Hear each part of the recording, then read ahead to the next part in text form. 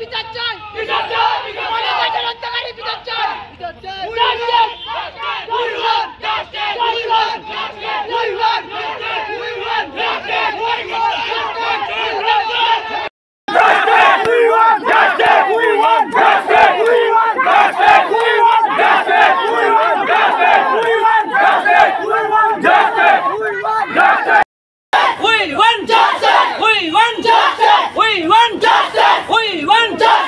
হুজাইখন কি অত্যাচাৰী কাৰণে আমি থাকিব নোৱাৰি নেকি অরাজকতা রাজ্য হৈ গল নেকি হুজাইখন আমার থানার কি মানুষ নাই নেকি দোকানে দোকানে চুরি হৈ থাকে এটাও আমি প্রতিকার নেপাও কিন্তু কি হল হুজাইখন মানুহ মারি পেলায় তারও বিচার সুবিচার নাই আর কত ধরিছে কেনেকা ধরিছে এইটো আমি দেখিবলৈ নাপাওঁ সিআরপি মানুষ ঠিক আছে সিআরপি আমার বিচার লাগায় আর জোর যাক ধরিছে তাকে দেখাব লাগে দেখাব লাগে যাক এইটো বলে স্টক কেস বলে ওম শান্তি শান্তি শান্তি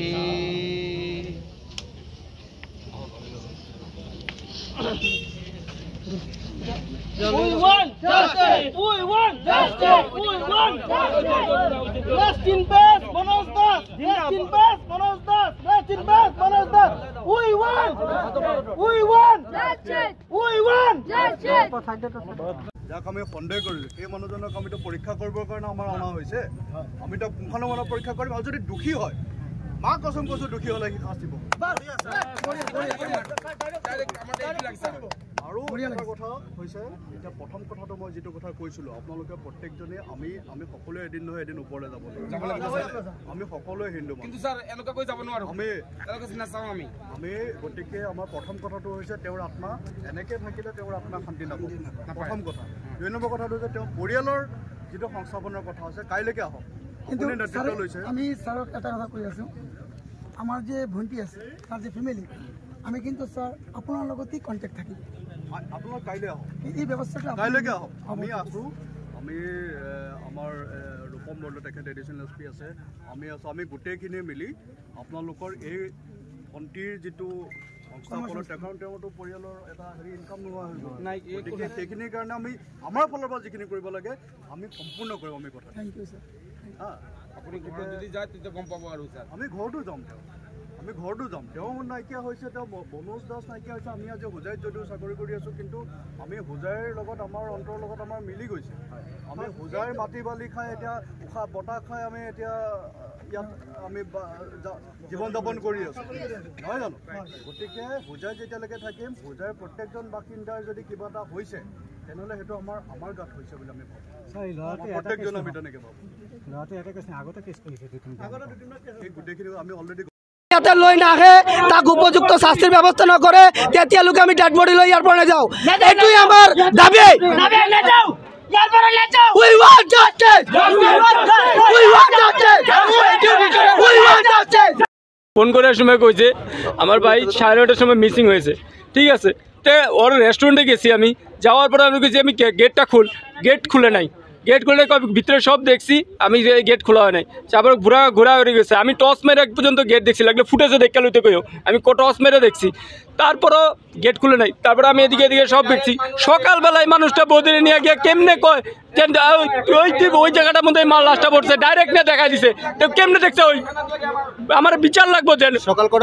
সকাল 7টার সময় বদিরে নিয়ে গেছে